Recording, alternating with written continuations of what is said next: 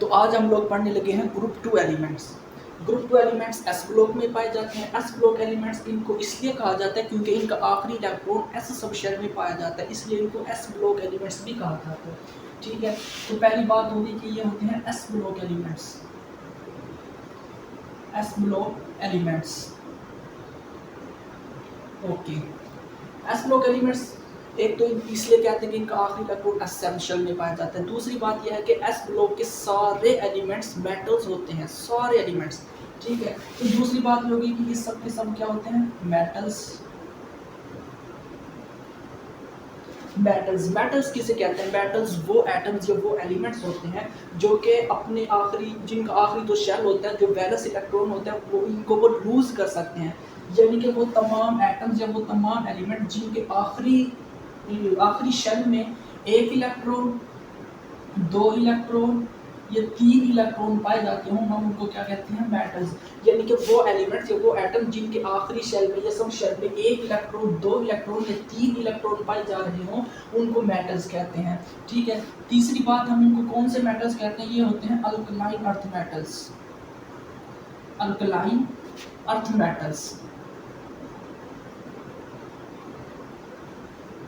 Alkaline earth metals. ये सबसे important बात है ग्रुप टू एलिमेंट्स के बारे में। एक इनको एस ब्लॉक एलिमेंट्स कहा जाता है, दूसरा इनको कहा जाता है मेटल्स। ये सब के सब मेटल्स होते हैं। ग्रुप टू एलिमेंट्स को मेटल्स हम क्यों कहते हैं? क्योंकि इनके आखिरी शेल में, आखिरी जो इनका शेल होता है उसमें, ये आखिरी जो सब शेल होता है उसमें दो इलेक्ट्रॉन पाए जाते हैं, और जिनके आखिरी सब शेल में दो इलेक्ट्रॉन्स मौजूद हों, हम उनको मेटल्स कहते हैं क्योंकि वो उनको लूज कर सकते हैं। ठीक है, तीसरी बात है, इनको अल्कलाइन अर्थ मेटल कहा जाता है। अल्कलाइन का मतलब होता है बेसिक, बेसिक। अब ये बेसिक किसको कहते हैं? देखिए, सॉल्यूशंस हमारे पास में तीन किस्म के होते हैं। ठीक है, कितने किस्म के होते हैं? तीन किस्म के सॉल्यूशंस। एक होते हैं एसिडिक, एक होते हैं बेसिक, और एक होते हैं एम्फोटेरिक।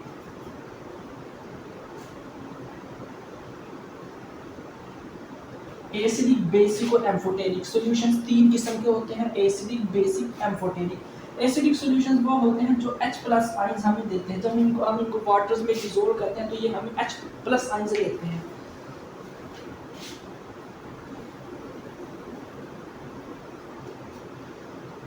सॉल्यूशन हमारे पास कितने किस्म के होते हैं? तीन किस्म के, एसिडिक, बेसिक और एम्फोटेरिक। अब अल्कलाइन का मतलब होता है बेसिक। क्योंकि ये बेसिक सॉल्यूशन होते हैं, इसलिए हम इनको कहते हैं कि ये जो ग्रुप टू एलिमेंट्स है, बेसिक का मतलब होता है अल्कलाइन। तो बेसिक सॉल्यूशन होने की वजह से हम इनको अल्कलाइन कहते हैं। फिर से सुने, सॉल्यूशन हमारे पास तीन किस्म के होते हैं, एसिडिक, बेसिक और एम्फोटेरिक। बेसिक का मतलब होता है अल्कलाइन, यानी कि बेसिक का दूसरा नाम होता है अल्कलाइन। ग्रुप टू के एलिमेंट्स, जितने भी एलिमेंट्स हैं, जब हम इनको वाटर में डिसॉल्व करते हैं तो ये हमें बेसिक सॉल्यूशन देते हैं। यानी कि जैसे ही हम इनको वाटर में डिसॉल्व करेंगे, ये OH- आयंस पैदा करेंगे। जो बेसिक आयंस होते हैं, जो बेसिक सॉल्यूशन होते हैं, वो OH- आयंस जो होते हैं ये पैदा करते हैं, प्रोवाइड करते हैं जैसे ही हम इनको वाटर में डिसॉल्व करते हैं। तो हम इनको अल्कलाइन क्यों कहते हैं? अल्कलाइन का मतलब होता है बेसिक। बेसिक सॉल्यूशंस होते हैं, ये बेसिक होने की वजह से इनको अल्कलाइन कहा जाता है। और अल्कलाइन का मतलब होता है कि वो एटम्स, जब वो एलिमेंट्स, जब हम उनको वाटर में डिसॉल्व करते हैं, वो OH- आयंस प्रोवाइड करते हैं, यानी कि वो बेसिक सॉल्यूशन बनाते हैं जैसे ही हम उनको वाटर में डिसॉल्व करते हैं। तो इसलिए हम इसको अल्कलाइन कहते हैं। अर्थ क्यों कहते हैं? देखिए, ये हमारी अर्थ है। ये क्या है? अर्थ। अब ये जो अर्थ की सरफेस है, सरफेस मतलब जहां पर अब मैं खड़ा हूं, इस सरफेस से लेकर अगर आप लोग 10 किलोमीटर नीचे तक जाएं, 10 किलोमीटर, यानी कि हर तरफ से अगर आप लोग 10 किलोमीटर नीचे तक जाएं, तो ये जो सारा एरिया होता है 10 किलोमीटर वाला, इसको हम लोग कहते हैं अर्थ क्रस्ट। यानी कि अर्थ की सरफेस से 10 किलोमीटर नीचे तक जाना है, तो 10 किलोमीटर नीचे तक जाने तक जितना एरिया बनता है, हम उसको अर्थ क्रस्ट कहते हैं। और अर्थ क्रस्ट में ये जो ग्रुप टू के एलिमेंट्स होते हैं, ये मोस्टली जो होते हैं, ये अर्थ क्रस्ट में पाए जाते हैं। यही वजह है कि हम इनको अर्थ मेटल्स भी कहते हैं। अल्कलाइन हम क्यों कहते हैं? क्योंकि वाटर में डिसॉल्व करने की वजह से ये बेसिक सॉल्यूशंस बनाते हैं। अर्थ हम इसलिए कहते हैं क्योंकि ये अर्थ क्रस्ट में पाए जाते हैं, तो इनका पूरा नाम पड़ जाता है अल्कलाइन अर्थ मेटल्स। तीनों बातें क्लियर हो गई। एस ब्लॉक एलिमेंट्स हम इनको इसलिए कहते हैं क्योंकि इनका आखिरी इलेक्ट्रॉन एस सब शेल में पाए जाते हैं। ये तमाम के तमाम मेटल्स होते हैं और ये 2 इलेक्ट्रॉन्स को लूज कर सकते हैं। अल्कलाइन अर्थ मेटल्स जिनको कहा जाता है क्योंकि ये वाटर में डिसॉल्व होने पर बेसिक सॉल्यूशन बनाते हैं और अर्थ क्रस्ट में पाए जाते हैं। ठीक हो गया। ये तो थी ग्रुप 2 एलिमेंट्स की बेसिक सी बातें जो हमने कर ली, इसका इंट्रोडक्शन हमने थोड़ा सा देख लिया। अब इसकी एक मतलब मैं इलेक्ट्रॉनिक कॉन्फ़िगरेशन लिख लेता हूँ और फिर हम आगे चलते हैं। ठीक है, electronic configuration, electronic configuration group 2 elements beryllium, magnesium, calcium, strontium, barium और रेडियम।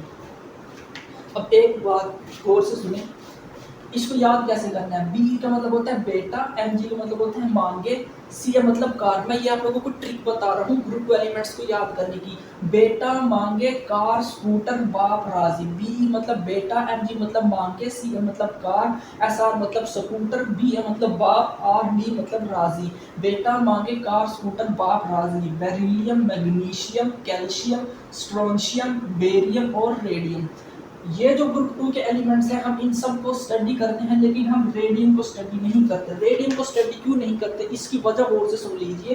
ये जो रेडियम होता है ये एक रेडियो एक्टिव एलिमेंट्स होता है। रेडियो एक्टिव एलिमेंट्स ऐसे एलिमेंट्स होते हैं, ये ऐसे एटम होते हैं जिनके अंदर से रेडियो एक्टिव रेज बाहर आती हैं। रेडियो एक्टिव रेज बाहर आने का मतलब क्या होता है, जैसे ही किसी एटम से रेडियो एक्टिव रेज बाहर आती हैं और वो अगर हमारी हेल्थ के, जैसे ही वो हमारी हेल्थ के कॉन्टैक्ट में आती है, यानी कि हमारी बॉडी के कॉन्टैक्ट में आती हैं, तो वो हमारी बॉडी में एब्नॉर्मैलिटीज पैदा कर देती हैं। हमारे डीएनए को, आरएनए को, प्रोटीन्स वगैरह को ये डिसरप्ट कर देती हैं, डैमेज कर देती हैं। तो इसका हमारी हेल्थ पर बहुत ज़्यादा इफेक्ट पड़ता है रेज का, जो रेडियो एक्टिव रेज किसी एटम से निकल रही हैं। तो रेडियो एक्टिव जो रेडियम है ये भी एक रेडियो एक्टिव एलिमेंट है। तो जितने भी रेडियो एक्टिव एलिमेंट्स होते हैं उनको स्टडी करना बहुत ज़्यादा मुश्किल होता है, बहुत बहुत बहुत ज़्यादा। क्यों? क्योंकि उनके अंदर से रेडियो एक्टिव रेज निकल रही हैं और वो जो रेडियो एक्टिव रेज निकल रही हैं वो हमारी सेहत के लिए बहुत ज़्यादा नुकसानदेह होती है। इसलिए हम इन एलिमेंट्स को या इन एटम्स को बहुत ज़्यादा स्टडी नहीं कर सकते। इनके बारे में हमें बहुत कम इंफॉर्मेशन ही मैसर होती है, बहुत कम नॉलेज होता है हमें इनके बारे में, रेडियो एक्टिव एलिमेंट्स के बारे में। तो रेडियम का तो हम स्टडी ही नहीं करेंगे, हम सिर्फ स्टडी करेंगे बेरिलियम, मैग्नीशियम, कैल्शियम, स्ट्रोंशियम और बेरियम। इनका एटॉमिक नंबर अब लिख लेते हैं। बेरिलियम का तो होता है 4, 4 में 8 ऐड करो तो ये हो जाएगा 12, 12 में 8 ऐड करो तो ये हो जाएगा 20, 20 में 18 ऐड करो तो ये हो जाएगा 38 यानी कि 38, 38 में मजीद 18 ऐड करो तो ये हो जाएगा 56। बेरिलियम का एटॉमिक नंबर होता है 4, मैग्नीशियम का 12, कैल्शियम का 20, स्ट्रोंशियम का 38 और बेरियम का 56। अब इनकी इलेक्ट्रॉनिक कॉन्फ़िगरेशन कर लेते हैं। बेरिलियम, बेरिलियम की हो जाएगी हीलियम 2s2, मैग्नीशियम की नियोन 3s2, कैल्शियम की आर्गॉन 4s2, क्रिप्टॉन, ये क्रिप्टन 5s2 और xenon 6s2, helium 2s2, neon 3s2, argon 4s2, krypton 5s2, xenon 6s2। ये जो मैंने एलिमेंट्स के नाम लिखे हैं ये है नोबल गैसेस। नोबल गैसेस क्योंकि स्टेबल होती हैं। नोबल गैसेस की कॉन्फ़िगरेशन, जैसे हीलियम के पास 2 इलेक्ट्रॉन होते हैं तो मैंने लिख दिया हीलियम, बजाय इसके कि मैं हीलियम बेरिलियम की इलेक्ट्रॉनिक कॉन्फ़िगरेशन लिखता 1s2 2s2, तो मैंने 2s2 को तो एज इट इज लिख दिया। 1s2 ये हो गई हीलियम की इलेक्ट्रॉनिक कॉन्फ़िगरेशन, तो मैंने 1s2 लिखने की जगह हीलियम लिख दिया। अब जैसे मैग्नीशियम, मैग्नीशियम की टोटल जो इलेक्ट्रॉनिक कॉन्फ़िगरेशन होती है वो होती है 1s2 2s2 2p6 6 2 8 2 10 और 3s2। अब 3s2 को तो मैंने लिख दिया। अब ये देखें 6 2 8 2 10 10, क्योंकि यहाँ पर इलेक्ट्रॉन बन रहे हैं तो 10 इलेक्ट्रॉन किसके पास होते हैं, नियोन के पास। तो मैंने ये पूरी की पूरी इलेक्ट्रॉनिक कॉन्फ़िगरेशन लिखने की बजाय मैंने लिख दिया नियोन, क्योंकि नियोन के पास भी 10 इलेक्ट्रॉन होते हैं और आगे मैंने लिख दिया 3s2।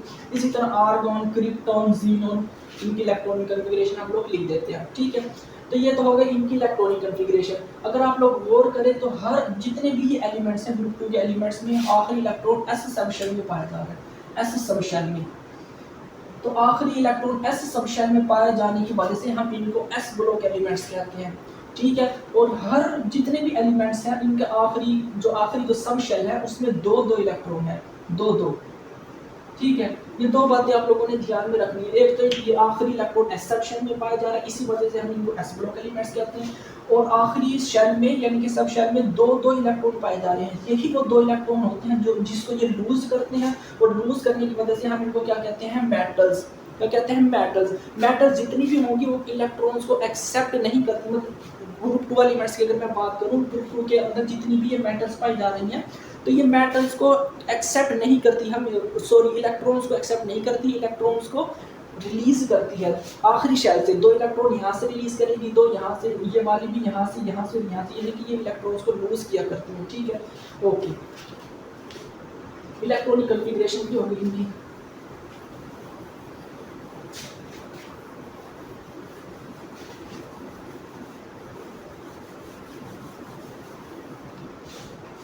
अब सबसे इम्पोर्टेंट पार्ट आ जाता है। आप लोग देखेंगे ग्रुप जो आप लोगों की बुक है, टेक्स्ट बुक है, उसमें पेज नंबर 2 पर एक टेबल दिया हुआ है।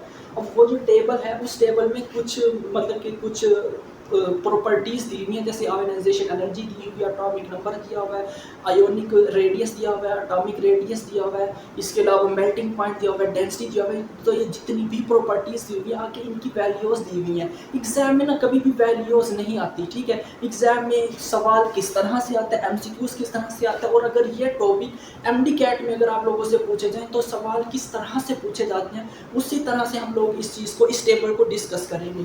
तो टेबल का नाम है trends in group 2 elements.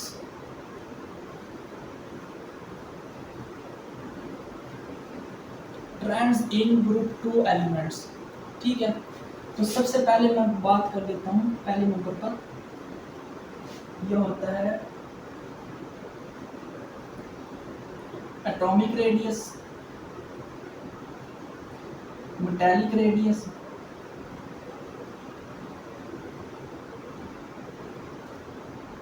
Ionic radius, radius भी कह सकते हैं, साइज भी कह सकते हैं, ठीक है। और एटॉमिक रेडियस हो गया, मेटालिक रेडियस हो गया, आयनिक रेडियस हो गया, और रिएक्टिविटी। चार चीजें होंगी, ठीक है।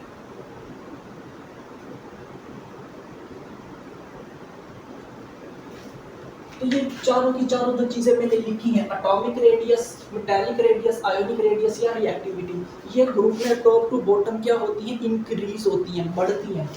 क्या करती हैं ये, टॉप टू बॉटम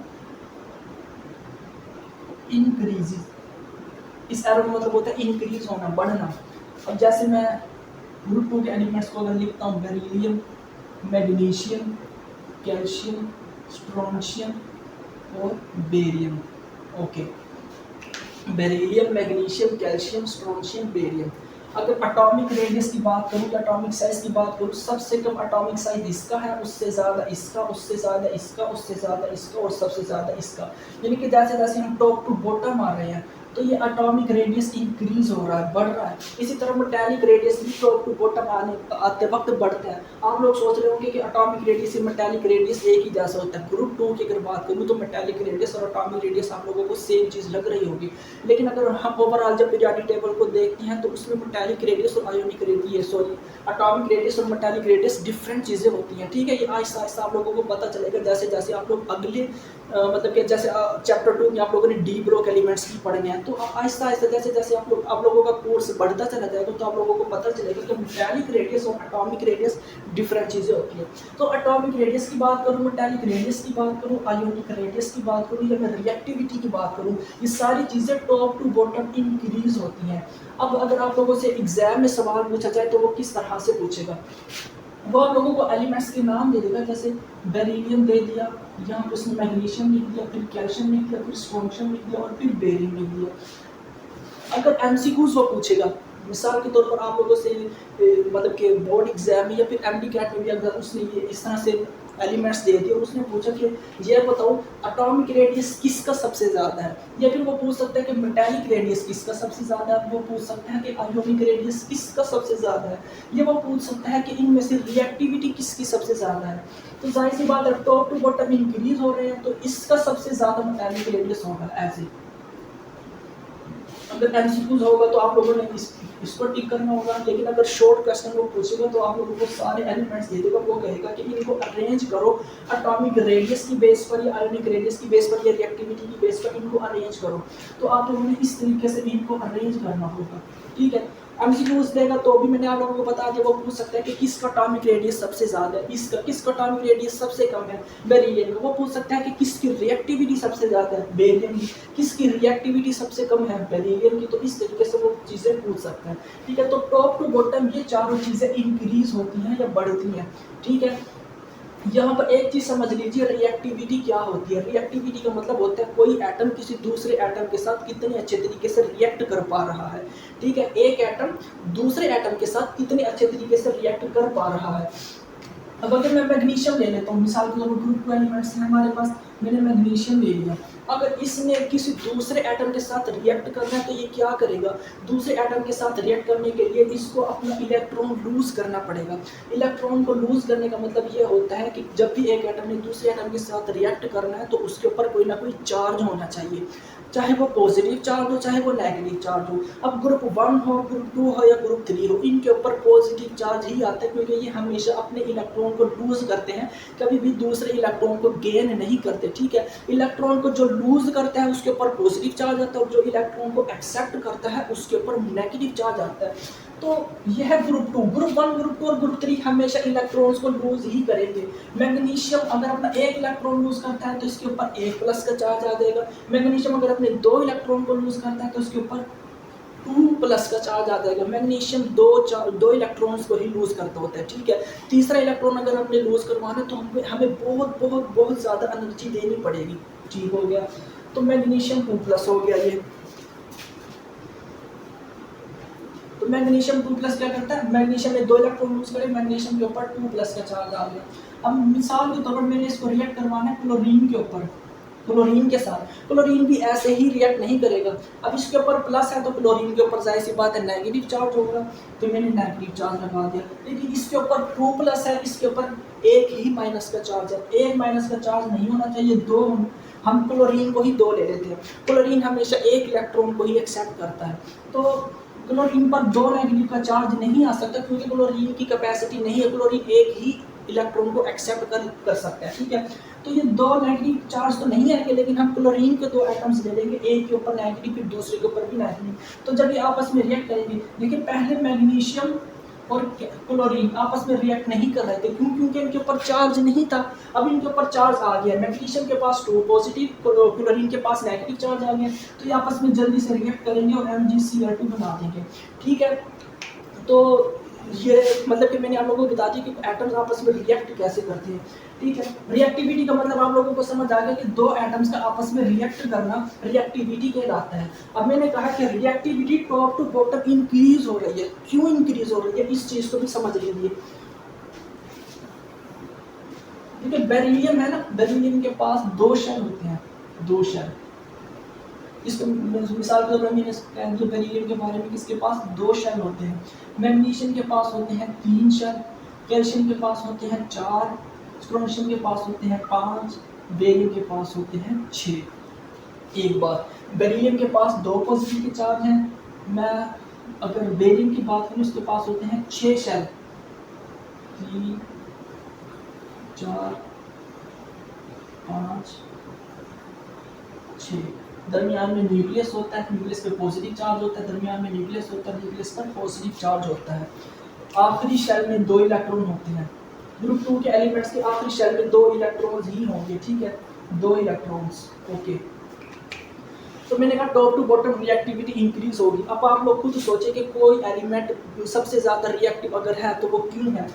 बेरियम सबसे ज़्यादा रिएक्टिव है क्योंकि top to bottom reactivity increase हो रही है, लेकिन क्यों रिएक्टिव है ये सबसे ज़्यादा? मैंने आप लोगों को कहा कि रिएक्ट करने के लिए पॉजिटिव चार्ज का होना, ग्रुप 2 के एलिमेंट्स के ऊपर ग्रुप पॉजिटिव चार्ज का होना ज़रूरी है। जैसे ही पॉजिटिव चार्ज आएगा तो ये आप एकदम से रिएक्ट कर जाएंगे, ठीक है, नेगेटिव चार्ज वाले एटम्स के साथ। तो किसके ऊपर पॉजिटिव चार्ज बहुत आसानी से आ जाएगा? बेरिलियम की बात करो तो ये न्यूक्लियस है, न्यूक्लियस पर पॉजिटिव चार्ज है और इसके आखिरी शेल में 2 इलेक्ट्रॉन है। ये दोनों इलेक्ट्रॉन न्यूक्लियस की बहुत ज़्यादा करीब है।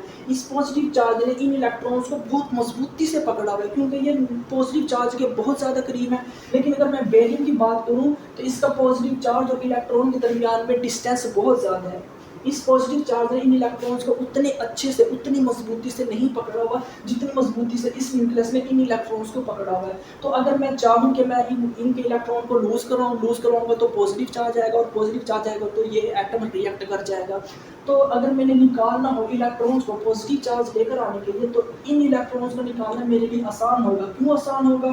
क्योंकि ये इसका साइज बड़ा है। साइज बड़े होने की वजह से इन इलेक्ट्रॉन्स का इन न्यूक्लियस के साथ डिस्टेंस इंक्रीज हो गया, डिस्टेंस बढ़ गया है। डिस्टेंस बढ़ने की वजह से ये जो इलेक्ट्रॉन्स हैं ये आसानी से निकल पाएंगे क्योंकि इन इलेक्ट्रॉन्स पर इन पॉजिटिव चार्ज की ग्रिप कम है। लेकिन अगर मुझे इन इलेक्ट्रॉन्स को निकालना है, इन इलेक्ट्रॉन्स को तो न्यूक्लियस ने बहुत मजबूती से पकड़ा हुआ है। बहुत मजबूती से पकड़े होने की वजह से इन इलेक्ट्रॉन्स को इस एटम से बाहर निकालने के लिए मुझे बहुत ज़्यादा एनर्जी देनी पड़ेगी, बहुत ज़्यादा एनर्जी देनी पड़ेगी। इसलिए इनको निकालना मुश्किल है, इनको निकालना आसान है। क्योंकि इनको निकालना आसान है तो ये आसानी से निकल जाएंगे। आसानी से निकलेंगे तो आसानी से पॉजिटिव चार्ज आ जाएगा, आसानी से पॉजिटिव चार्ज आ जाएगा तो ये वाला एटम बहुत जल्दी से रिएक्ट कर जाएगा। तो ये देखने आप लोग 2 शेल, 3 शेल, 4 शेल, 5 शेल और 6 शेल, जिसके पास नंबर ऑफ शेल्स ज़्यादा होंगे वो उतनी ही जल्दी रिएक्ट कर पाएगा। तो ये जो मैंने 4 चीज़ें लिखी हैं, atomic radius, metallic radius, ionic radius और रिएक्टिविटी, इनका आप लोग एक सिंपल सा फार्मूला मैं आप लोगों को बता देता हूँ। वो फार्मूला आप लोगों ने अपने सामने रखना है और ग्रुप 2 के एलिमेंट्स में जब भी इन 4 चीज़ों के बारे में पूछा जाएगा आप लोगों ने जस्ट वो फार्मूला अपने सामने रखना है और आप लोगों का क्वेश्चन सोल्व हो जाएगा। वो जो फार्मूला है जैसे एटॉमिक रेडियस है या मेटालिक रेडियस है या आयोनिक रेडियस है या फिर रिएक्टिविटी है, ये डायरेक्टली प्रोपोर्शनल होती है नंबर ऑफ शेल्स के। नंबर ऑफ शेल्स जितने ज्यादा रिएक्टिविटी उतनी ज्यादा, नंबर ऑफ शेल्स जितने ज्यादा आयोनिक रेडियस उतना ज्यादा, नंबर ऑफ शेल्स जितने ज्यादा मेटालिक रेडियस उतना ज्यादा, नंबर ऑफ शेल्स जितने ज्यादा एटॉमिक रेडियस उतना ज्यादा।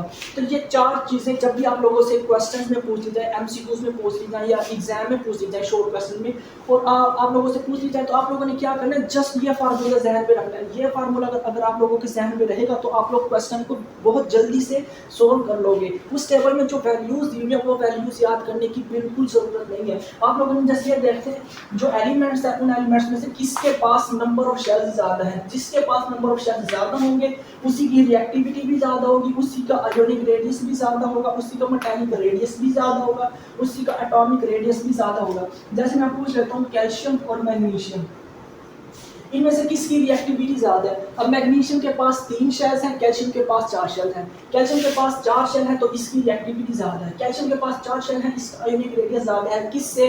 मैग्नीशियम से। ठीक है, जस्ट आप लोगों ने नंबर ऑफ शेल्स देखने हैं और आप लोगों का क्वेश्चन सोल्व हो जाएगा। ठीक है, अब आगे बढ़ते हैं।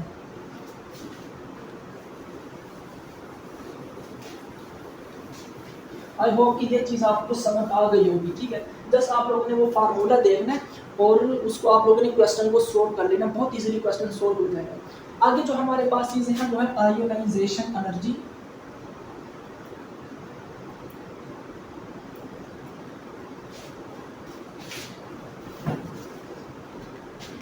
आयोनाइजेशन एनर्जी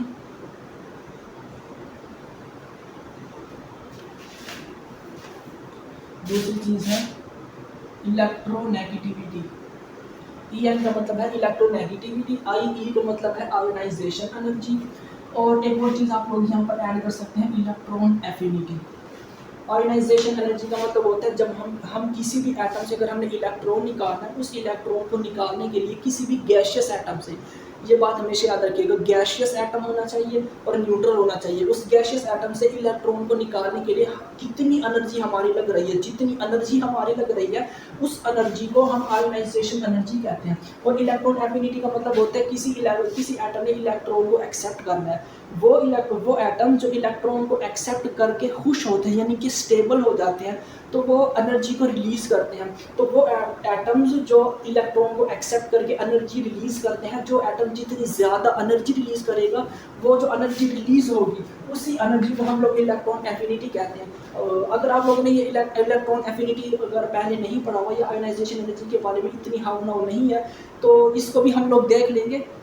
इसके बारे में मैं एक डिटेल वीडियो बना दूंगा, ठीक है। आयोनाइजेशन एनर्जी और इलेक्ट्रॉन एफिनिटी बिल्कुल बेसिक कॉन्सेप्ट है केमिस्ट्री को समझने के लिए। अगर आयोनाइजेशन एनर्जी और इलेक्ट्रॉन एफिनिटी का आप लोगों को समझ बूझ है आयोनाइजेशन एनर्जी की और इलेक्ट्रॉन एफिनिटी की, तो आप लोग केमिस्ट्री के बहुत सारे क्वेश्चंस बहुत इजीली सॉल्व कर सकते हैं। अभी के लिए जस्ट इतना याद रखिए, किसी भी एटम से इलेक्ट्रॉन को निकालने के लिए जितनी एनर्जी रिक्वायर्ड होती है उस एनर्जी को आयोनाइजेशन एनर्जी कहते हैं और इलेक्ट्रॉन एफिनिटी कहते हैं। कोई एटम जब इलेक्ट्रॉन को एक्सेप्ट करता है तो एनर्जी रिलीज करता है, वो जो एनर्जी रिलीज होती है उसको इलेक्ट्रॉन एफिनिटी कहते हैं, ठीक है।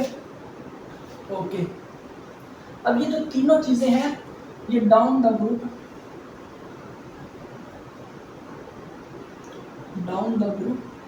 डिक्रीज करती है। जैसे जैसे हम ग्रुप में नीचे की तरफ जाएंगे तो आयोनाइजेशन एनर्जी भी, इलेक्ट्रोनेगेटिविटी भी और इलेक्ट्रॉन एफिनिटी भी क्या होती है, डिक्रीज होती जाती है। बेरिलियम, मैग्नीशियम, कैल्शियम, स्ट्रोंशियम और बेरियम, ये हमारे पास ग्रुप के एलिमेंट्स आ गए, ठीक है। वही कॉन्सेप्ट 2 शेल 3 4 5 6, बेरिलियम के पास 2 शेल, इसके पास 4 5 2 3 4 5 और 6 शेल्स, 2 शेल्स 6 शेल्स। दरमियान में न्यूक्लियस होता है पॉजिटिव चार्ज, आखिरी शेल में 2 इलेक्ट्रॉन। दूसरा ग्रुप है तो आखिरी शेल में 2 इलेक्ट्रॉन होंगे, तो इसमें भी 2 इलेक्ट्रॉन। अब इसकी आयोनाइजेशन एनर्जी सबसे ज़्यादा है, इसकी आयोनाइजेशन एनर्जी सबसे कम है। मैंने कहा down the group ionisation energy decrease हो रही है यानी कि कम हो रही है। इसकी आयोनाइजेशन एनर्जी सबसे कम है, इसकी आयोनाइजेशन एनर्जी सबसे ज़्यादा है। क्यों है? वही कॉन्सेप्ट है, न्यूक्लियस है, न्यूक्लियस ने इन इलेक्ट्रॉन्स को मजबूती से पकड़ा हुआ है। अब आयोनाइजेशन एनर्जी होती है किसी भी एटम से इलेक्ट्रॉन्स को निकालना, जितनी ज़्यादा एनर्जी लगेगी इलेक्ट्रॉन्स को निकालने के लिए आयोनाइजेशन एनर्जी उतनी ज़्यादा होगी, उस एनर्जी को ही हम आयोनाइजेशन एनर्जी कहते हैं बेसिकली। अब इसके पास 6 शेल्स हैं, इस 6 शेल्स होने की वजह से इन इलेक्ट्रॉन्स का इन न्यूक्लियस से डिस्टेंस बहुत ज़्यादा है, तो ये जो पॉजिटिव चार्ज है इसने इन इलेक्ट्रॉन्स को इतनी मजबूती से नहीं पकड़ा हुआ जितनी मजबूती से इसने पकड़ा हुआ है। तो यही वजह है कि इसमें से इलेक्ट्रॉन को निकालने के लिए हमें ज़्यादा एनर्जी चाहिए, यानी कि आयोनाइजेशन एनर्जी हमें ज़्यादा चाहिए बेरिलियम से इलेक्ट्रॉन्स को निकालने के लिए, ताकि हम इलेक्ट्रॉन निकालें, बेरिलियम पर पॉजिटिव चार्ज है और ये आगे रिएक्ट कर पाए। लेकिन अगर हम बेरिलियम की बात करें, इसमें से इलेक्ट्रॉन को निकालना बहुत आसान है। क्यों? क्योंकि इसका तो न्यूक्लियस से डिस्टेंस बहुत ज़्यादा है, तो सबसे ज़्यादा आयोनाइजेशन एनर्जी होती है बेरिलियम की, क्योंकि इसका साइज छोटा होता है, इलेक्ट्रॉन न्यूक्लियस के करीब होते हैं और इलेक्ट्रॉन्स को एटम से बाहर निकालना मुश्किल होता है। सबसे ज़्यादा आयोनाइजेशन एनर्जी बेरिलियम की, फिर मैग्नीशियम, फिर कैल्शियम। सबसे ज़्यादा बेरिलियम की, उससे कम मैग्नीशियम की, उससे कम कैल्शियम की, उससे कम स्ट्रोंशियम की और सबसे कम बेरियम की। अब आप लोगों को क्वेश्चन कैसे दिया जा सकता है, वही एलिमेंट्स दे दिए जाएंगे, बेरिलियम, मैग्नीशियम, कैल्शियम, स्ट्रोंशियम और बेरियम। ये आप लोगों को केमिकल्स दे दिए जाएंगे, सॉरी एलिमेंट्स दे दिए जाएंगे। अगर आप लोगों से एमसीक्यूज पूछा जा रहा है तो वो एमसीक्यूज इस तरह से पूछ सकते हैं, वो कहेंगे कि बताओ इसमें से आयोनाइजेशन एनर्जी किसकी ज़्यादा है। बेरिलियम का साइज सबसे छोटा, इलेक्ट्रॉन सबसे ज़्यादा करीब है न्यूक्लियस के, तो बेरिलियम की आयोनाइजेशन एनर्जी सबसे ज़्यादा, उसके बाद मैग्नीशियम की, कैल्शियम की, स्ट्रोंशियम की और फिर बेरियम की। वो पूछ सकते हैं हमसे, मुझे बताओ किसकी आयोनाइजेशन एनर्जी सबसे ज़्यादा है, किसकी आयोनाइजेशन एनर्जी सबसे कम है।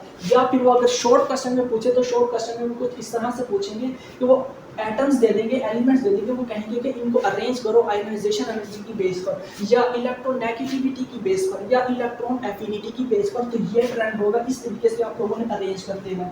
अब ये तो चीज़ें हो गई, लेकिन आयोनाइजेशन एनर्जी इलेक्ट्रोनेगेटिविटी और इलेक्ट्रॉन एफिनिटी अगर ग्रुप 2 की आ रही है, तो अगर आप लोगों ने अगर आप लोग ट्रिक यूज़ करना चाहते हैं, यानी कि फार्मूला, जस्ट आप लोगों को मैं अगर एक फार्मूला बता दूँ, उस फार्मूले की मदद से आप लोगों के ग्रुप 2 एलिमेंट्स होंगे, ये 3 चीज़ें पूछी जाएंगी, बहुत आसानी से आप लोग हल कर पाएंगे सिर्फ उस एक फार्मूले की बेस पर जो मैं फार्मूला बताने लगा हूँ। जैसे मैंने पीछे फार्मूला बताया एटॉमिक रेडियस का, आयोनिक रेडियस का, रिएक्टिविटी का, जैसे मैंने फार्मूला बताया, इसी तरह इसका भी एक फार्मूला मैं आप लोगों को बता देता हूँ। तो ग्रुप 2 के एलिमेंट्स होंगे, एमसीक्यूज में पूछे जाएंगे या शॉर्ट क्वेश्चन में पूछे जाएंगे, जस्ट उस फार्मूले की वजह से आप लोग क्वेश्चंस को बहुत आसानी से सोल्व कर पाओगे। वो फार्मूला क्या है, चाहे आयोनाइजेशन एनर्जी है या इलेक्ट्रोनेगेटिविटी है या इलेक्ट्रॉन एफिनिटी है, डायरेक्टली प्रोपोर्शनल होती है नंबर ऑफ शेल्स की,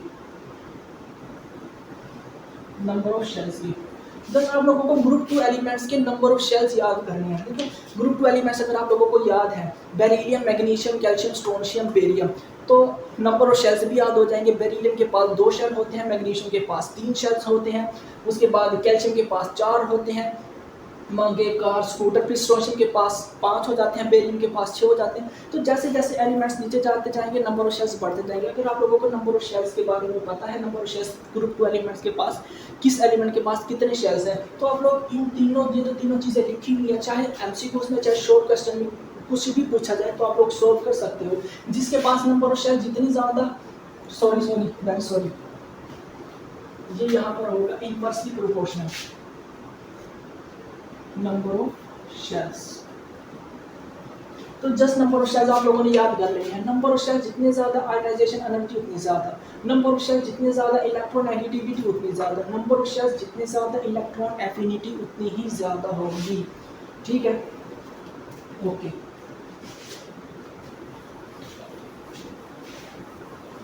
लास्ट में मैं ये फार्मूले दोबारा लिख दूंगा, सिर्फ 2 फार्मूले होंगे और आप लोगों के 4 और 3 8 चीज़ें आप लोगों की कवर हो जाएंगी। ठीक है, अब जो सबसे इम्पोर्टेंट चीज़ है वो मैं डिस्कस करने जा रहा हूँ, वो चीज़ है मेल्टिंग पॉइंट। मेल्टिंग पॉइंट, इसको हम MP भी कहते हैं। Okay, melting point, melting point है, ये भी डाउन द ग्रुप इंक्रीज होता है, डाउन द ग्रुप ये क्या होता है, decrease. Beryllium, magnesium, calcium, strontium, barium. मैं मेल्टिंग पॉइंट को अलग क्यों पढ़ा रहा हूँ, इसकी भी मैं वजह बताऊंगा। सबसे पहले तो आप लोग ये देखिए, मेल्टिंग पॉइंट होता है वो डाउन द ग्रुप डिक्रीज होते हैं। सबसे ज़्यादा मेल्टिंग पॉइंट किसका होगा, बेरिलियम का, सबसे कम किसका होगा, बेरियम का। बेरिलियम का मेल्टिंग पॉइंट क्यों सबसे ज़्यादा होगा, देखो मेल्टिंग पॉइंट होता है किसी भी एटम को जब हम हीट देते हैं ना, वो एनर्जी होती है, बेसिकली हीट एनर्जी की ही एक किस्म होती है। जैसे ही हम किसी एटम को हीट करते हैं तो वो हीट को एब्जॉर्ब करके पिघलना शुरू हो जाता है, मेल्ट होना शुरू हो जाता है। जिस टेम्परेचर पर वो मेल्ट होता है उसी टेम्परेचर को हम लोग कह देते हैं कि ये इसका मेल्टिंग पॉइंट है, जिस टेम्परेचर पर वो मेल्ट होना शुरू होगा। अब बेरिलियम का साइज छोटा है, बेरिलियम के इलेक्ट्रॉन को न्यूक्लियस ने मजबूती से पकड़ा होता है, तो साइज छोटा होने की वजह से, इलेक्ट्रॉन्स को मजबूती से पकड़ा होने की वजह से बेरिलियम जो है, बेरिलियम का मेल्टिंग पॉइंट बहुत ज़्यादा होता है, क्योंकि इसको ज़्यादा एनर्जी देनी पड़ती है ताकि इसके बॉन्ड्स टूट पाएँ। क्यों, क्योंकि न्यूक्लियस ने इसके इलेक्ट्रॉन्स को मजबूती से पकड़ा होता है। बेरियम की बात करूँ, बेरियम में क्या होता है, बेरियम में नंबर ऑफ शेल्स ज़्यादा होते हैं, इलेक्ट्रॉन न्यूक्लियस से दूर होते हैं। जैसे ही हम हीट प्रोवाइड करेंगे, थोड़ी सी ही हीट देने से, यानी कि थोड़ी सी एनर्जी देने से इसके जो है ना बॉन्ड्स टूटने लगेंगे। क्यों, क्योंकि इलेक्ट्रॉन्स का न्यूक्लियस के साथ जो डिस्टेंस है वो ज़्यादा है। तो इस तरह से मेल्टिंग पॉइंट वर्क करता है। सबसे ज़्यादा मेल्टिंग पॉइंट बेरिलियम का होगा, क्यों, क्योंकि इसका साइज सबसे छोटा है, और सबसे यानी कि सबसे ज़्यादा मेल्टिंग पॉइंट होगा बेरिलियम का, क्यों, क्योंकि इसका साइज सबसे छोटा है, और सबसे कम मेल्टिंग पॉइंट होगा बेरियम का, क्योंकि इसका जो साइज है वो बहुत बड़ा है। लेकिन अगर मैं इसके ट्रेंड की बात करूं, सबसे ज़्यादा तो बेरिलियम का है, क्योंकि सबसे छोटा साइज इसका है, फिर इसका, फिर इसका, फिर इसका। ये ट्रेंड होना चाहिए, लेकिन ये ट्रेंड ना होकर इसमें एक थोड़ी सी इरेगुलरिटी आ जाती है। इरेगुलरिटी मतलब कि एक एक्सेप्शन आ जाती है। वो एक्सेप्शन क्या होती है, मैग्नीशियम को जब मेल्टिंग पॉइंट होता है वो सबसे कम होता है। मैग्नीशियम का मेल्टिंग पॉइंट सबसे कम होता है। इसकी 2 रीजन होती है। ठीक है, एक होता है मैग्नीशियम का स्ट्रक्चर के बारे में चूंकि आप लोगों को इतनी नॉलेज नहीं है, तो हम स्ट्रक्चर वाली रीजन के ऊपर बात नहीं करते। अब एक और रीज़न होती है कि मैग्नीशियम का मेल्टिंग पॉइंट सबसे कम होता है। मैंने कहा इसका साइज सबसे छोटा है, सबसे छोटा साइज होने की वजह से इसका मेल्टिंग पॉइंट सबसे ज़्यादा है, बहुत ज़्यादा एनर्जी देनी पड़ेगी इसको क्या करने के लिए, मेल्ट करने के लिए। लेकिन मैग्नीशियम तो का साइज इससे बड़ा है लेकिन इन सबसे तो छोटा है, फिर भी मैग्नीशियम का मेल्टिंग पॉइंट इन सबसे कम क्यों है? इसकी रीज़न सुन लीजिए। रीज़न ये वाले शेल्स हैं, इनके पास बी ब्लॉक पाया जाता है। मैग्नीशियम के पास क्या होता है, सिर्फ एस ब्लॉक होता है, सॉरी एस और पी ब्लॉक। इन तीनों के पास डी ब्लॉक भी होता है, इनके पास सिर्फ एस और पी ब्लॉक होता है। बेरिलियम के पास भी एस और पी ब्लॉक ही होता है, वो ठीक है, लेकिन बेरिलियम का साइज बहुत छोटा होने की वजह से इसका जो है मेल्टिंग पॉइंट सबसे ज़्यादा है। लेकिन इनके पास होता है एस भी होता है, पी भी होता है और डी भी होता है। इस मैग्नीशियम के पास सिर्फ एस और पी ब्लॉक होगा। अब देखिए मिसाल के तौर पर कोई भी मतलब कोई इंसान है, यानी कि मैं एटम्स की ही बात ले लेता हूँ, एक एटम है उसके दो हाथ हैं, उसने दूसरे एटम को पकड़ना है, वो दो हाथों से पकड़ लेगा उसको। लेकिन एक और एटम है उसके पास तीन हाथ है, जब वो तीन हाथों से किसी दूसरे एटम को पकड़ेगा तो तीन हाथों वाला ज़्यादा मजबूती से पकड़ पाएगा बनिस्बत दो हाथों के। इसकी बेसिकली रीज़न ये होती है कि जो हमारे पास कैल्शियम, सोडियम और बेरियम होते हैं इनके पास डी ब्लॉक इन्वॉल्व हो जाता है। डी ब्लॉक होने की वजह से एस और पी में पाए जाने वाले जो इलेक्ट्रॉन होते हैं वो डी लोकलाइज हो जाते हैं डी ब्लॉक के अंदर, यानी कि इलेक्ट्रॉन्स की शेयरिंग हो जाती है इधर। क्योंकि आप लोगों ने लोकलाइजेशन और डीलोकलाइजेशन जैसी टर्म्स अभी आप लोगों ने नहीं पढ़ी होंगी, तो इसलिए आप लोगों को इस चीज़ की अभी समझ नहीं आ रही होगी। तो जस्ट आप लोग इतना याद रखिए, मैग्नीशियम के पास सिर्फ दो सबशेल होते हैं, मतलब कि इसके पास दो हाथ हैं, इनके पास तीन सबशेल होते हैं। जो जिसके पास दो हाथ हैं वो इलेक्ट्रॉन्स को पकड़ेगा, लेकिन उतनी मजबूती से नहीं पकड़ पाएगा जितनी मजबूती से वो पकड़ेंगे जिसके पास तीन सबशेल हैं, जिसके पास यानी कि तीन हाथ है, तीन सबशेल हैं। तो ये ज़्यादा मजबूती से इलेक्ट्रॉन को पकड़ पा रहे हैं, ज़्यादा मजबूती से पकड़ने की वजह से इनकी ग्रिप ज़्यादा है, तो मुझे ज़्यादा एनर्जी देनी पड़ेगी इनको मेल्ट करने के लिए। तो इनका जो मेल्टिंग पॉइंट है वो ज़्यादा हो जाएगा, क्योंकि इनकी ग्रिप दूसरे एटम पर ज़्यादा है, और जबकि इसका मेल्टिंग पॉइंट कम हो जाएगा क्योंकि इसके पास सिर्फ दो सबशेल है। नो डाउट कि बेरिलियम के पास भी सिर्फ दो सबशेल है, लेकिन इसका साइज इंतहाई छोटा है। इंतहाई छोटा होने की वजह से, इसका साइज इंतहाई छोटा होने की वजह से इसका मेल्टिंग पॉइंट सबसे ज़्यादा हो जाता है। लेकिन मैग्नीशियम का मेल्टिंग पॉइंट यहाँ पर नहीं आएगा, मैग्नीशियम का मेल्टिंग पॉइंट सबसे कम हो जाएगा। तो आप लोगों से एमसीक्यूज में ये पूछ सकते हैं कि आप लोगों को ये सारे एलिमेंट्स दे देंगे, इनमें से कोई चार दे देंगे, वो कहेंगे सबसे कम मेल्टिंग पॉइंट किसका है, सबसे कम मेल्टिंग पॉइंट मैग्नीशियम का है। अगर आप लोगों से शॉर्ट क्वेश्चन में पूछे तो शॉर्ट क्वेश्चन में यही पूछ सकते हैं कि मैग्नीशियम का मेल्टिंग पॉइंट सबसे कम क्यों होता है। आप लोगों ने बताना है कि मैग्नीशियम के पास सिर्फ एस और पी सबशेल होता है, जबकि जो फर्दर जो तीन एलिमेंट्स हैं उनके पास एसपी और डी ब्लॉक भी पाया जाता है, एक्स्ट्रा ब्लॉक आ जाते हैं, यानी कि डी ब्लॉक इन्वॉल्व हो जाते हैं। उस ब्लॉक के आने की वजह से इनका मेल्टिंग पॉइंट बढ़ जाता है, क्योंकि इलेक्ट्रॉन जो है वो इन सबशेल से यहाँ पर शेयर होते जाते हैं, डी लोकलाइजेशन शुरू हो जाती है, यानी कि डी ब्लॉक इन्वॉल्व हो जाएगा, इसका मेल्टिंग पॉइंट बढ़ जाएगा, इसमें डी ब्लॉक नहीं है, इसका मेल्टिंग पॉइंट कम हो जाएगा। इतनी सी बात थी। ओके,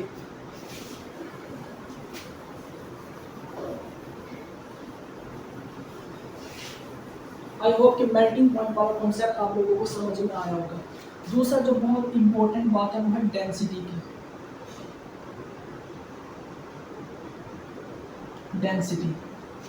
डेंसिटी जो है इसमें इरेगुलरिटीज आती हैं। इरेगुलरिटीज का मतलब है ये, अगर इसके मैं जनरल टर्म्स की बात करूँ, ये डाउन का ग्रुप इंक्रीज होती है और लेफ्ट टू राइट भी इंक्रीज होती है। लेकिन अगर हम ग्रुप टू एलिमेंट्स को स्टडी कर रहे हैं, इसमें बहुत सी इरेगुलरिटीज आती है। सबसे पहले तो डेंसिटी का जो फार्मूला होता है वो होता है मास बटे वॉल्यूम। जिसका मास जितना ज़्यादा उसकी डेंसिटी उतनी ज़्यादा। बेरिलियम, मैग्नीशियम, कैल्शियम, स्ट्रोंशियम और बेरियम। अब सबसे ज़्यादा मास किसका है, बेरिलियम का। सबसे ज़्यादा शेल्स इसके पास है तो इसका मास भी सबसे ज़्यादा होगा। सबसे ज़्यादा मास बेरिलियम का है तो सबसे ज़्यादा डेंसिटी होगी बेरिलियम की।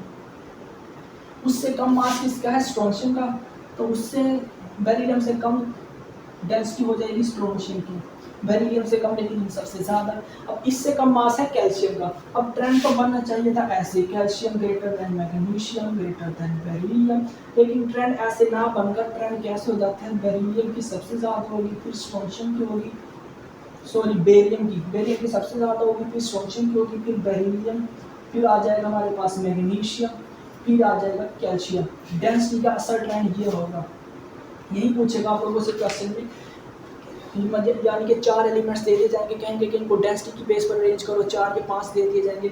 एमसीक्यूज में पूछ सकता है कि बेरिलियम की जो डेंसिटी है वो मैग्नीशियम से ज़्यादा क्यों है, मैग्नीशियम की जो डेंसिटी है वो कैल्शियम से ज़्यादा क्यों है। इसकी रीज़न मैं बता देता हूँ। देखिए मैंने कहा कि जिसका मास सबसे ज़्यादा डेंस उसकी ज़्यादा, बेरियम का सबसे ज़्यादा मास उसकी डेंसिटी सबसे ज़्यादा, स्ट्रोंशियम का उससे कम मास, तो बेरियम से इसकी डेंसिटी कम है लेकिन इन सबसे ज़्यादा है। इसके बाद सबसे ज़्यादा मास इन तीनों में कैल्शियम का था, लेकिन कैल्शियम की डेंसिटी सबसे कम है जबकि बेरिलियम की सबसे ज़्यादा हो गई है। इसकी क्या रीज़न है, इसी के ऊपर अब हम बात करते हैं।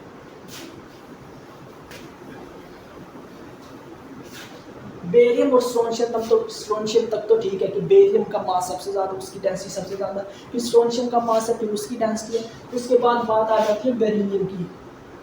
बेरिलियम की डेंसिटी मैग्नीशियम से ज़्यादा क्यों होती है जबकि मैग्नीशियम का साइज बेरिलियम के साइज से ज़्यादा बड़ा होता है। अब एक बात समझें, मैग्नीशियम और बेरिलियम, सबसे पहले देखिए डेंसिटी क्या होती है। डेंसिटी होती है वो जो एटम्स हैं, बहुत सारे मेरे पास एटम्स हैं, वो एक दूसरे के कितने करीब आ पा रहे हैं। जितने ज़्यादा वो करीब आ पाएंगे उतनी ज़्यादा उनकी डेंसिटी ज़्यादा होगी, यानी कि डेंसिटी मतलब होता है एटम्स का एक दूसरे के करीब आना। तो ये जो बेरिलियम है इसका साइज होता है छोटा, इस तरह छोटा साइज होता है बेरिलियम का। लेकिन अगर मैं मैग्नीशियम की बात करूं तो इसका साइज बड़ा होगा, इस तरह।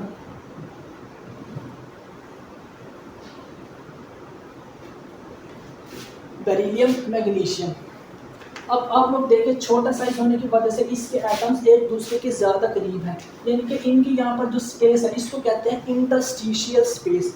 इसकी जो इंटरस्टिशियल स्पेस है या यहाँ पर जो खला है वो कम है, जबकि मैग्नीशियम में जो है ना वो खला ज़्यादा है। यहाँ पर अगर जब एटम्स करीब आ रहे हैं, एटम के करीब आने की वजह से जितनी ज़्यादा खला होगी डेंसिटी जो है उतनी कम होगी। इसके पास खला यानी कि स्पेस ज़्यादा है। बेरिलियम का साइज़ छोटा होने की वजह से इसमें स्पेस कम हो गई है। स्पेस कम होने की वजह से इसके एटम्स एक दूसरे के ज़्यादा करीब आ पा रहे हैं। ज़्यादा करीब आने की वजह से इसकी डेंसिटी मैग्नीशियम की डेंसिटी से ज़्यादा हो जाती है, क्योंकि ये जो मैग्नीशियम के जो एटम्स हैं इनका साइज़ बड़ा होने की वजह से इनके दरमियान में स्पेस ज़्यादा होती है। तो फिर अगली बात आ जाती है कि मैग्नीशियम की जो डेंसिटी है वो कैल्शियम से ज़्यादा क्यों है, मैग्नीशियम की डेंसिटी कैल्शियम से ज़्यादा क्यों है। देखिए बात हो रही है स्पेस पर, बेरिलियम के अंदर स्पेस बहुत कम आ रहा है, स्पेस कम होने की वजह से इसकी डेंसिटी मैग्नीशियम से ज़्यादा हो गई है। मैग्नीशियम के अंदर स्पेस भी ज़्यादा हो रहा है, तो कैल्शियम के अंदर स्पेस मैग्नीशियम से भी ज़्यादा होता है। अगर आप लोग कैल्शियम का स्ट्रक्चर देखो, मैंने फिर वही बात की कि स्ट्रक्चर जो है, अभी आप लोगों को स्ट्रक्चर के बारे में इतनी इंफॉर्मेशन नहीं होगी। इसका स्ट्रक्चर इन दोनों से डिफरेंट होता है। मैं बताता हूँ कैसे, कुछ इस तरह से। इसको हम ये भी कहते हैं फेस सेंटर्ड स्ट्रक्चर। एक एटम दरमियान में होगा, 4 उससे दूर दूर होंगे।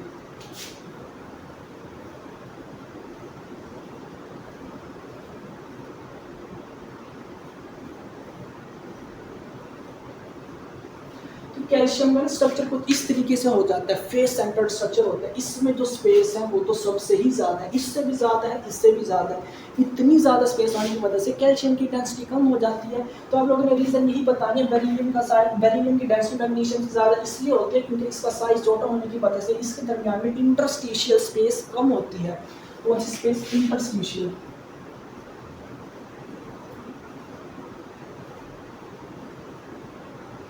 इसको कहते हैं इंटरस्टिशियल स्पेस, जो दरमियान में स्पेस होती है। इसमें इंटरस्टिशियल स्पेस कम होती है, इसमें इंटरस्टिशियल स्पेस ज़्यादा होती है। इसमें तो स्पेस वैसे ही बहुत ज़्यादा है। यही बताया कि बेरिलियम की डेंसिटी मैग्नीशियम से ज़्यादा और मैग्नीशियम की डेंसिटी कैल्शियम से ज़्यादा है। आई होप कि आप लोगों को डेंसिटी की टर्म भी समझ आ गई होगी, मेल्टिंग पॉइंट भी। मेल्टिंग पॉइंट और डेंसिटी की 2 टर्म्स भी जो कि बहुत ज़्यादा तंग कर रही थी इस टेबल में, वो मैंने बता दिया आप लोगों को। ट्रेंड कैसे होगा, जैसे मैं डेंसिटी को दोबारा लिख देता हूँ। बेरियम होगा, उसके बाद स्ट्रोंशियम होगा, फिर बेरिलियम होगा, फिर मैग्नीशियम होगा और उसके बाद क्या होगा? कैल्शियम। ये डेंसिटी का ट्रेंड है। मेल्टिंग पॉइंट का ट्रेंड भी मैंने लिखवा दिया, बाकी ट्रेंड्स भी मैंने आप लोगों को लिखवा दिया। तो ये टेबल यहाँ पर खत्म होता है। आई होप कि आप लोगों को सारी चीज़ें समझ आई होगी, डेंसिटी भी समझ आया होगा, मेल्टिंग पॉइंट भी समझ आया होगा और बाकी सारी चीज़ें भी समझ आ गई होंगी। अब ये जितना भी आज हम लोगों ने पढ़ा ये टेबल, इसको मैं जस्ट शॉर्ट करके लिख देता हूँ। यानी कि थोड़ा सा रिवाइज कर लेते हैं कि हम लोगों ने क्या क्या पढ़ा है। सबसे पहले हमने ये देखा था कि जो हमारे पास होता है atomic radius, ionic radius, metallic radius और रिएक्टिविटी डायरेक्टली प्रोपोर्शनल होती हैं नंबर ऑफ शेल्स के। नंबर ऑफ शेल्स जितने ज़्यादा, atomic radius, ionic radius, metallic radius उतना ज़्यादा। ये क्या होता है atomic radius,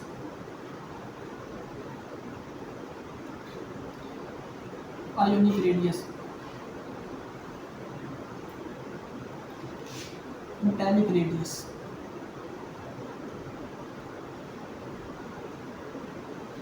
atomic radius, ionic radius, metallic radius, reactivity. Number of shell जितने ज़्यादा, रिएक्टिविटी उतनी ज़्यादा। नंबर ऑफ शेल जितने ज़्यादा, मेटालिक रेडियस उतना ज़्यादा, उतना ही आयोनिक रेडियस ज़्यादा, उतनी एटॉमिक रेडियस ज़्यादा। एक चीज़। दूसरी चीज़ जो हमने देखी वो थी ionisation energy, electron affinity, electron negativity. ये इनवर्सली प्रोपोर्शनल होते हैं नंबर ऑफ शेल्स के। नंबर ऑफ शेल जितना ज़्यादा, इलेक्ट्रोनेगेटिविटी उतनी कम। नंबर ऑफ शेल जितने ज़्यादा, इलेक्ट्रॉन एफिनिटी उतनी कम। नंबर ऑफ शेल जितने ज़्यादा, आयोनाइजेशन एनर्जी उतनी कम। नंबर ऑफ शेल्स जितने कम, इलेक्ट्रोनेगेटिविटी उतनी ज़्यादा। नंबर ऑफ शेल्स जितने कम, इलेक्ट्रॉन एफिनिटी उतनी ज़्यादा। नंबर ऑफ शेल्स जितने कम, आयोनाइजेशन एनर्जी उतनी ज़्यादा। दो चीज़ें हो गई। उसके बाद हमने देखा मेल्टिंग पॉइंट, हम इसको देखते हैं मेल्टिंग पॉइंट। इसका जो ट्रेंड हमने लिखा है वो लिखा है सबसे ज़्यादा होगी बेरिलियम की, उसके बाद होगी कैल्शियम, उसके बाद होगी स्ट्रोंशियम, उसके बाद बेरियम और सबसे कम मेल्टिंग पॉइंट होता है मैग्नीशियम। मैग्नीशियम का मेल्टिंग पॉइंट सबसे कम होता है क्योंकि इसके पास डी ब्लॉक नहीं होता। इन तीनों के पास डी ब्लॉक होता है। डी ब्लॉक होने की वजह से इनकी ग्रिप एटम्स पर ज़्यादा होती है, इसकी ग्रिप कम होती है। ठीक है, तो इसलिए इसका मेल्टिंग पॉइंट कम हो जाता है, इसका ज़्यादा हो जाता है। ये तीसरी चीज़ हमने देखी थी। चौथी चीज़ जो हमने देखी वो है डेंसिटी। डेंसिटी का ट्रेंड था barium greater than strontium, greater than beryllium, greater than magnesium, greater than calcium. इनका मास सबसे ज़्यादा होता है इसलिए इनकी डेंसिटी सबसे ज़्यादा होती है। चूँकि इनका भी मास ज़्यादा है लेकिन बेरिलियम का साइज छोटा होने की वजह से इसमें इंटरस्टिशियल स्पेस कम होती है। मैग्नीशियम में इंटरस्टिशियल स्पेस ज़्यादा होती है, कैल्शियम में इंटरस्टिशियल स्पेस इनसे भी ज़्यादा हो जाती है। जितनी ज़्यादा इंटरस्टिशियल स्पेस होती है डेंसिटी उतनी ही कम होती है। इसका भी आप लोग फार्मूला बना सकते हैं, जैसे डेंसिटी इंटरस्टिशियल स्पेस जितनी ज़्यादा, डेंसिटी उतनी कम। इनकी ये इनवर्सली प्रोपोर्शनल होता है।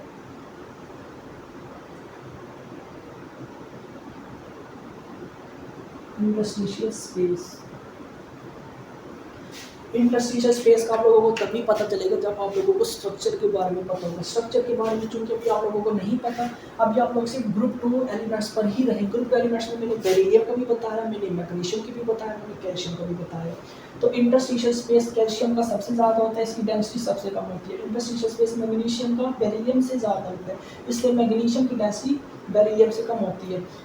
इनका भी हालांकि इनका साइज सबसे बड़ा है लेकिन इनका मास ही बहुत ज़्यादा है, जो डेंसिटी का असल फार्मूला है। डेंसिटी को हम लोग ना रिप्रेजेंट करते हैं रो से, इसको कहते हैं रो इज इक्वल टू मास बटे वॉल्यूम। इनका मास इतना ज़्यादा होता है कि इनकी डेंसिटी बहुत ज़्यादा बढ़ जाती है, लेकिन यहाँ पर चूँकि इंडस्ट्रियल स्पेस इन्वॉल्व हो जाती है इसलिए इनकी डेंसिटी कम होती है। ये चार चीज़ें हैं जो आप लोगों ने उस टेबल में करनी है। इन चीज़ों में से आप लोगों से एमसीक्यूज भी पूछे जा सकते हैं, शॉर्ट क्वेश्चंस भी आ सकते हैं। ठीक है, और दूसरी बात मैंने कहा ionisation energy, electron affinity, electronegativity, ये जो टर्म्स हैं ये आप लोगों को बहुत अच्छे से आनी चाहिए अगर आप लोग केमिस्ट्री को समझना चाहते हैं। और अगर आप लोग चाहते हैं कि आप लोगों का एमडी कैट इस साल निकल जाए, एमडी कैट यानी कि एमडी कैट को निकालने के लिए कोई भी जो टफ एग्जाम है वो बच्चे जो, जैसे मैं अपनी भी बात करूँ पीपीएससी की जो बच्चे तैयारी कर रहे हैं तो उसके लिए आयनाइजेशन एनर्जी, इलेक्ट्रॉन एफिनिटी और इलेक्ट्रोनेगेटिविटी का पता होना बहुत ज़्यादा ज़रूरी होता है केमिस्ट्री को समझने के लिए। अगर आप लोगों को केमिस्ट्री में आयनाइजेशन एनर्जी वगैरह का नहीं पता, इन टर्म्स का नहीं पता और आप लोगों को पीरियोडिक टेबल का नहीं पता, तो आप लोगों को केमिस्ट्री की समझ नहीं आ सकती। ठीक है, केमिस्ट्री को समझने के लिए, केमिस्ट्री को एब्जॉर्ब करने के लिए, केमिस्ट्री का जो असल नॉलेज है, ताकि आप लोग केमिस्ट्री को इमेजिन कर पाएँ कि इस दुनिया में केमिस्ट्री वर्क कैसे कर रही है, तो आप लोगों को ये छोटी छोटी चीज़ें पता होनी चाहिए। अगर आप लोगों को ये चीज़ें नहीं पता तो आप लोग मुझे बता सकते हैं, तो मैं आयनाइजेशन एनर्जी और इलेक्ट्रॉन एफिनिटी पर एक सेपरेट वीडियो बना दूंगा। आयनाइजेशन एनर्जी आप वैसे तो आप लोगों को बहुत इजी लग रही होगी कि आयनाइजेशन एनर्जी इजी होती है कि इलेक्ट्रॉन को हमें निकालना है, लेकिन एमसीक्यूज में वो फर्स्ट आयनाइजेशन एनर्जी के बारे में पूछेगा, सेकंड आयनाइजेशन एनर्जी के बारे में पूछेगा, थर्ड आयनाइजेशन एनर्जी के बारे में पूछेगा। तो सक्सेसिव यानी कि इसको हम कहते हैं सक्सेसिव आयनाइजेशन एनर्जी, इन चीज़ों का आप लोगों को पता होना चाहिए। खैर, आई होप कि आप लोगों को ये टेबल समझ आया होगा। जो ग्रुप पेज नंबर 2 पे आप लोगों को टेबल दिया होगा, वो टेबल मैंने इन 4 पॉइंट्स में आप लोगों को अरेंज करके दिया है। ठीक है, तो अगले लेक्चर में मिलेंगे जिसमें हम रिएक्शन डिस्कस करेंगे ग्रुप 2 एलिमेंट्स की। अगर आप लोगों को मेरा मतलब कि जो मैंने पढ़ा है इसकी अगर आप लोगों को थोड़ी बहुत भी समझ आई है, 5% 10% भी समझ आई है, तो आप लोग मेरी वीडियो को लाइक ज़रूर कीजिएगा। अल्लाह हाफ़िज़।